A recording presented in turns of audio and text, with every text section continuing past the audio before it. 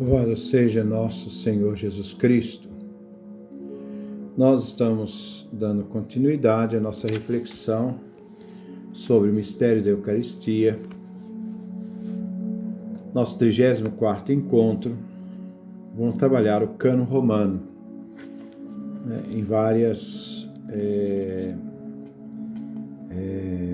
liturgias e várias celebrações. Nós vamos trabalhar o cânon primeiro, segundo, terceiro e quarto. E o cânon romano é a nossa liturgia. Hoje nós vamos trabalhar o cânon primeiro, onde nós vamos encontrar toda essa expressão daquilo que se crê, com a grande reflexão daquilo que a Igreja refletiu antes de celebrar. Aquilo que se celebra é a fé da Igreja, é a fé da comunidade, é a fé que faz parte da centralidade de toda a vida da Igreja. Então nós vamos trabalhar esse cânon primeiro da liturgia romana.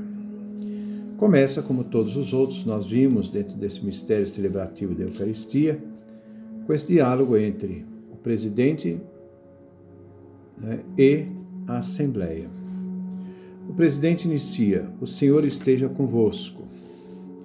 A Assembleia então responde: "Com teu espírito." O presidente diz: "Ao alto os corações." A Assembleia diz: "Nós o temos no Senhor." O presidente diz: "Demos graças ao Senhor nosso Deus." O povo responde: "É digno e justo." Aí o presidente da celebração continua com esse prefácio, preparando para poder depois fazer a narrativa da instituição da Eucaristia e as palavras de Jesus. Inicia assim: "É verdadeiramente digno e justo, equitativo e salutar, que te demos graças sempre e em todo lugar, Senhor Pai Santo, Deus onipotente e eterno." Então, a oração eucarística sempre dirigida ao Pai, porque Ele é o princípio e fim de toda a ordem da salvação.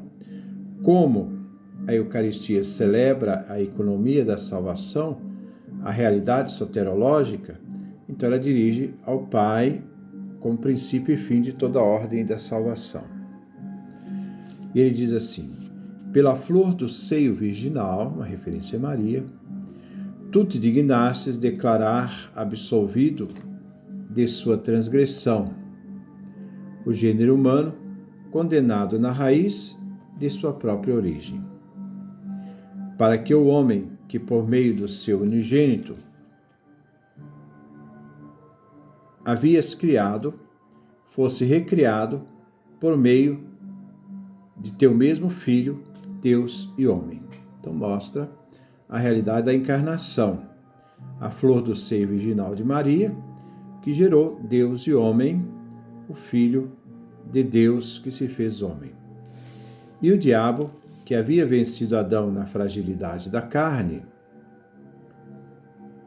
fosse vencido na justiça observada por Deus, assumindo a carne.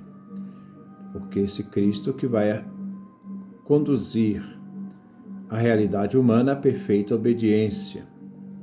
Pelo mesmo Jesus Cristo, teu Filho amado. Por meio dele, os anjos louvam tua majestade. Então, por mediação do Filho, os anjos louvam a majestade do Pai. As dominações a adoram, as potências veneram com tremor. Os céus e as forças dos céus, junto com os bem-aventurados serafins, a celebram com unânime exultação. Aqui nós vemos essa realidade que o mundo divino, o mundo celeste, esse mundo celeste adoram o Pai eterno, através do Filho.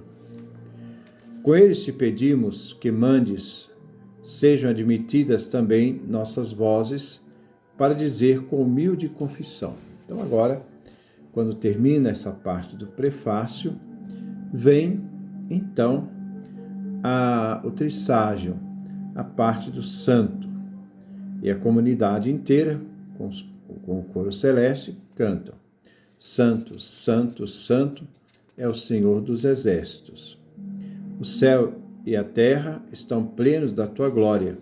Hosana nos lugares excelsos. Bendito que vem em nome do Senhor. Hosana nos lugares excelsos. Logo em seguida, já segue uma epiclese, uma invocação, para que as oblatas, isto é, as ofertas, se transformem naquilo que deveriam ser, o corpo e o sangue de Cristo. Então, é uma súplica dirigida ao Pai. A ti, portanto, Pai clementíssimo, por Jesus Cristo, teu Filho, Senhor nosso, suplicamos, te rogamos e te pedimos, queiras aceitar e bendizer estes dons do pão e do vinho. Estas homenagens, estes sacrifícios santos e ilibados, puros, que te oferecemos primeiramente por tua Santa Igreja Católica. Então, esse sacrifício é oferecido por várias realidades. Então, primeiro, o sacrifício é oferecido, pela Igreja Católica, para que te dignes pacificá-la, guardá-la, reuni-la e governá-la por todo o orbe da terra, que ela cumpra a missão de ser essa centralidade da presença, da graça divina ali realizada na presença da Igreja Católica e de todos aqueles que formam a Igreja. Junto com teu servo, o nosso Papa. Então começa a expressão do Papa, o nosso bispo, com os bispos ortodoxos que guardam a fé católica e apostólica. Lembra-te, Senhor, dos teus servos e servas. Então pede primeiro pela igreja militante, Essa igreja, primeiro pede pela igreja em geral.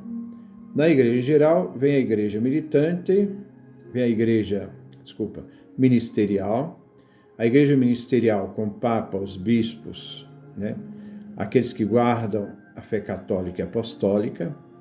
Agora vem a igreja militante, isso é as pessoas que estão ali celebrando, participando da Eucaristia.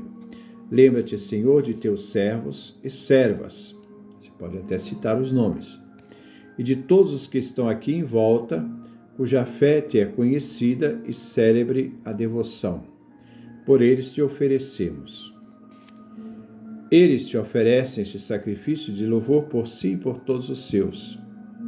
Então, para qual realidade que a igreja militante ou a igreja itinerante oferece esse sacrifício?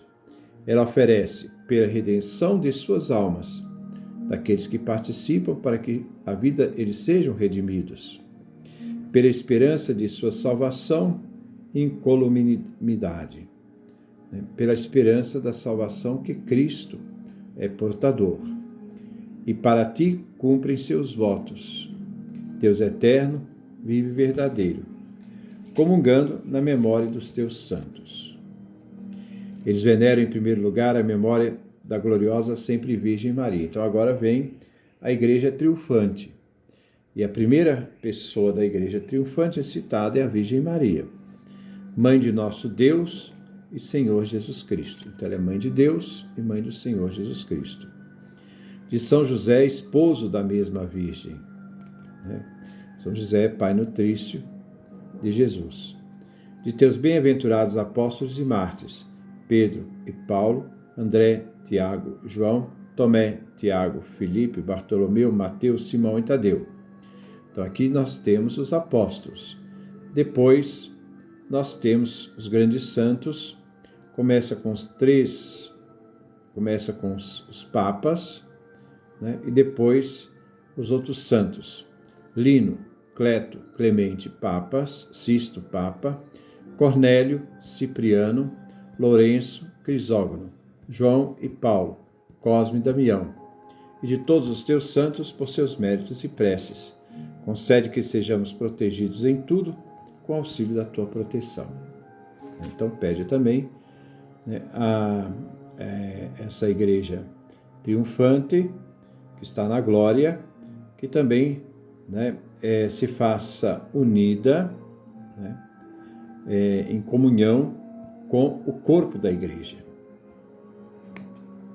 Pedimos, portanto, Senhor, que recebas propício essa oferta, isso é do pão e do vinho, de nosso preito e de toda a tua família. Disponha nossos dias em tua paz e ordenes que sejamos arrebatados da condenação eterna. É sempre uma súplica soterológica.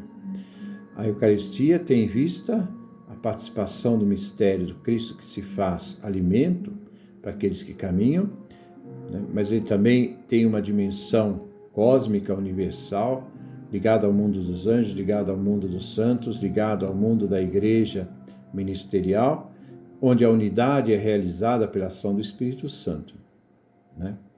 Esta oferta, pedimos-te, ó Deus, que te dignes fazer em tudo abençoada, considerada ratificada, espiritual e acolhida, para que se torne para nós o corpo e o sangue de teu diletíssimo Filho, nosso Senhor Jesus Cristo. Então aqui vem, né, esse grande, né, epiclese, né, que se pede ao Pai para que santifique essas ofertas, né, porque essas ofertas, essa Eucaristia, gera a unidade de toda a igreja, gera a unidade da igreja ministerial, papas, bispos, gera a unidade da igreja itinerante, porque eles formam um único corpo de Cristo, então o único corpo de Cristo é formado por essas dimensões. Gera a unidade da igreja triunfante, através dos santos, né? E depois, mais tarde, vamos ver, gera também a unidade da igreja padecente, daqueles que morreram. Todos formam um único corpo de Cristo, sua igreja. Logo depois, já vem a narrativa em que o presidente começa a expor, né, a celebração da Eucaristia, né? O que Jesus fez, né, nessa Eucaristia, os gestos de Jesus. Isso é do presidente. Ele, na véspera de sua paixão, tomou o pão em suas santas e veneráveis mãos. E, elevados os olhos ao céu, a ti, Deus, seu Pai onipotente, dando-te graças, pronunciou a bênção. Aqui são os verbos eucarísticos. Partiu-o e deu aos seus discípulos, dizendo. Agora, neste momento, é Cristo sacerdote que age no sacerdote. Então não é o presidente, mas agora é o sacerdote que, né? E na pessoa do sacerdote age o Cristo. O sacerdote está lá falando com sua palavra, você está vendo o sacerdote, mas aquelas palavras é o Cristo que pronuncia, né? O Cristo sacerdote.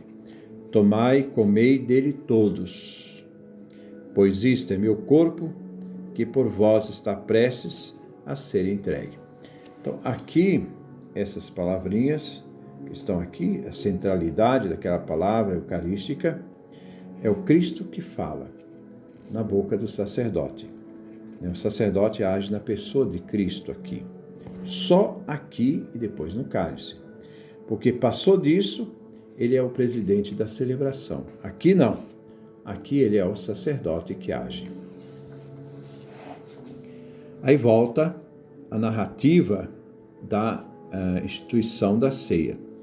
Do mesmo modo, então aqui é o presidente que está falando.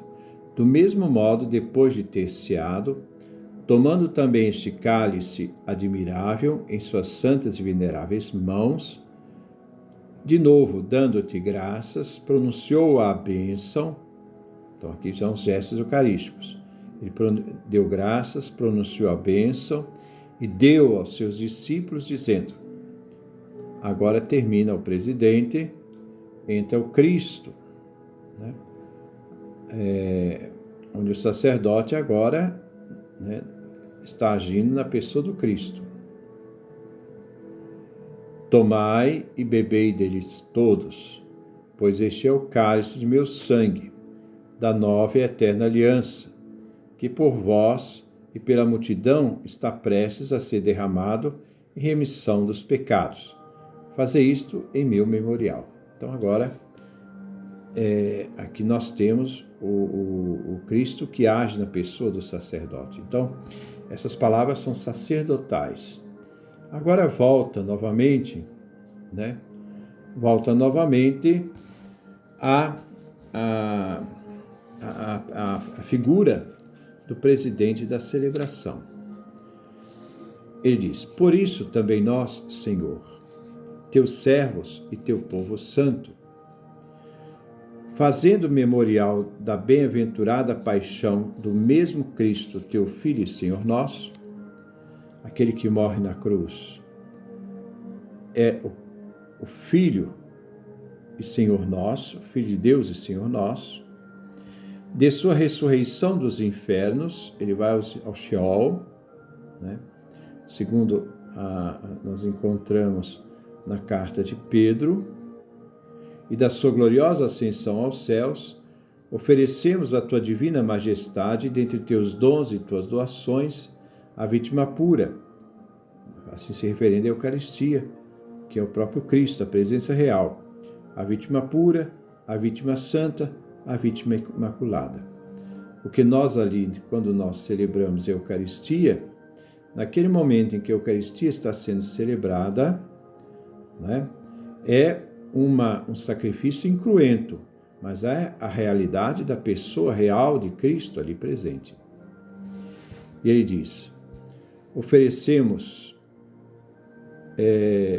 a tua divina majestade dentre teus dons e tuas doações, a vítima pura, a vítima santa, a vítima imaculada, o pão santo da vida eterna e o cálice da salvação perpétua. Então, a Eucaristia gera salvação e vida. Logo depois, nós temos uma nova epiclese com a transformação escatológica, o significado do fim dos tempos. Aí diz: sobre essas ofertas, digna-te olhar com rosto propício e sereno e aceitá-las. Como te dignastes aceitar as homenagens de teu justo servo Abel e o sacrifício do nosso patriarca Abraão, e o que te ofereceu teu sumo sacerdote Melquisedeque, sacrifício santo, vítima imaculada. Suplicantes te rogamos, Deus onipotente, ordena que essas ofertas, do pão e do vinho, pelas mãos de teu santo anjo, no caso aqui referido, ao sacerdote como anjo, mensageiro, sejam levados até o altar lá do alto.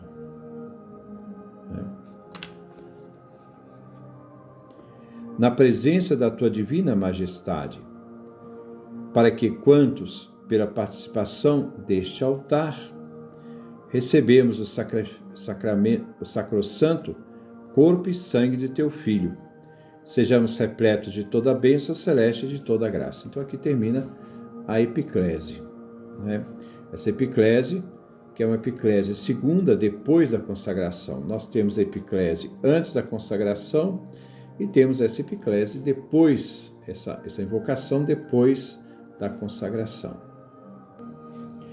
Aí continua: lembra-te também, Senhor, de teus servos e servas. Então agora já faz a súplica pela igreja padecente, que nos precederam com o sinal da fé e dormem o sono da paz. Então aqui é uma súplica a essa igreja padecente, porque antes de nós crermos, eles creram. Então, pelo fato de eles crerem antes, o texto diz: nos precederam com o sinal da fé. Nós herdamos a fé daqueles que um dia viveram esta fé e dormem no sono da paz, isto é, faleceram. A eles, Senhor, e a todos os que repousam em Cristo. Rogamos-te que concedas o lugar do alívio, da luz e da paz. É uma súplica. Então, a igreja, o corpo de Cristo, não é só aqueles que estão aqui hoje caminhando. Não, isso não é assim não.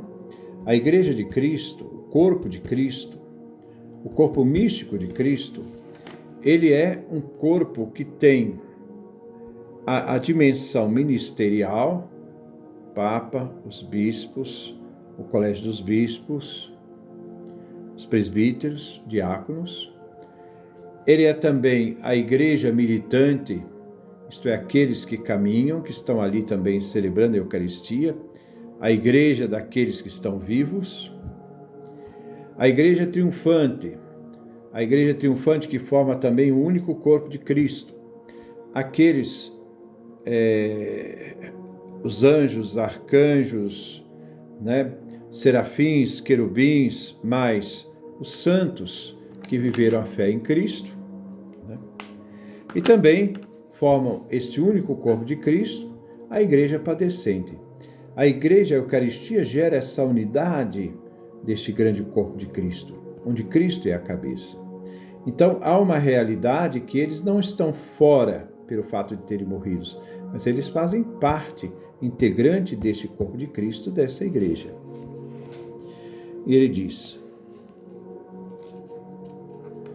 também a nós pecadores, teus servos, novamente volta à igreja militante, aqueles que estão vivos, que esperamos na multidão de tuas misericórdias.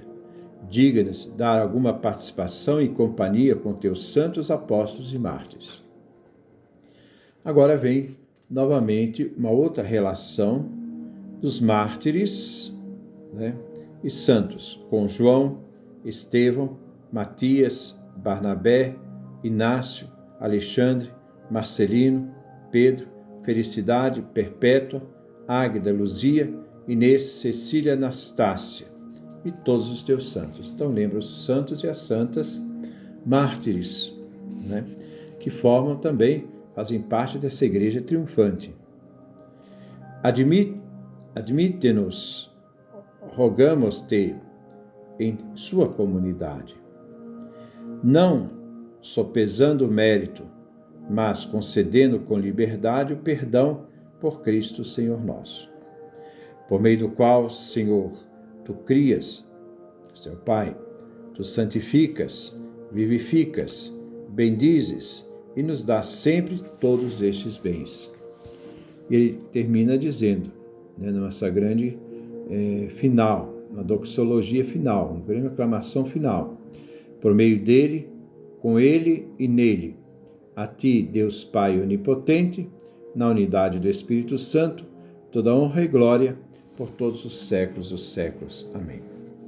Esta dimensão do prefácio primeiro que nós encontramos, é uma tradição mais literal do texto do Missal Romano, tanto é que estão se fazendo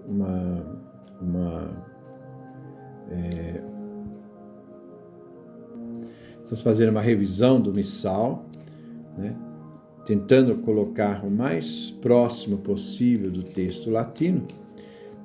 Esta celebração do Cano I, do rito romano, mostra esta realidade da assembleia que celebra o segundo momento, que o primeiro momento é a palavra, o segundo momento é a Eucaristia, preparando assim para que a igreja possa ser concebida não como uma realidade daqueles que estão só vivos.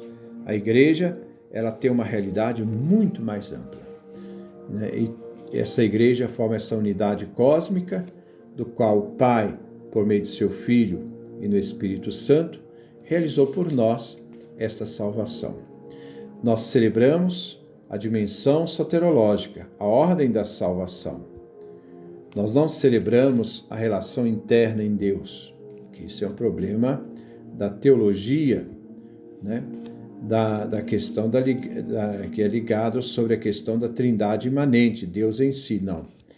Nós celebramos a nossa salvação, a salvação da humanidade, a salvação da realidade humana, realizada por Jesus Cristo na cruz. E essa realidade na cruz, celebrada na ceia, antecipadamente, antes que Jesus morresse na cruz. Então, esse é o nosso primeiro cânon. Espero que vocês possam também, acompanhar o cânon segundo, o cânon terceiro, o cânon quarto. Que Deus nos dê a sua graça, a sua bênção, a sua face resplandeça sobre nós.